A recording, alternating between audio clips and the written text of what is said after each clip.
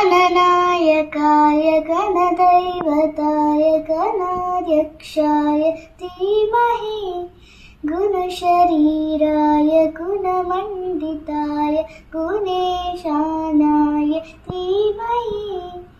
गुणातीताय गुणाधीशाय गुणप्रविष्टाय धीमहि एकदन्ताय वक्रतुण्डाय गौरीतनयाय धीमहि गजेशानाय बालचन्द्राय श्रीगणेशाय धीमहि एकदन्ताय वक्रतुण्डाय गौरीतनयाय धीमहि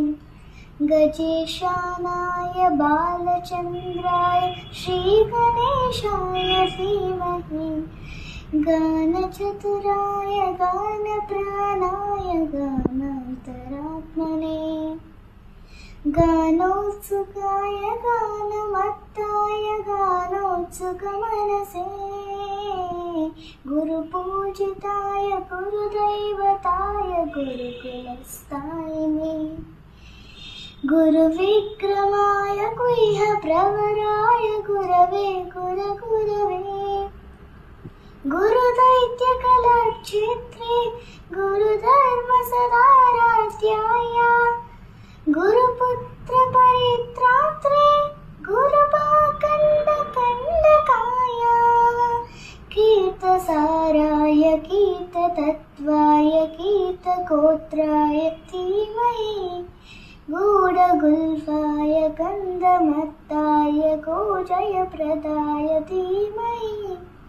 गुणातीताय गुणाधीशाय गुणप्रविष्टाय धीमहि एकदन्ताय वक्रतुण्डाय गौरीतनयाय धीमहि गजेशानाय बालचन्द्राय श्रीगणेशाय धीमहि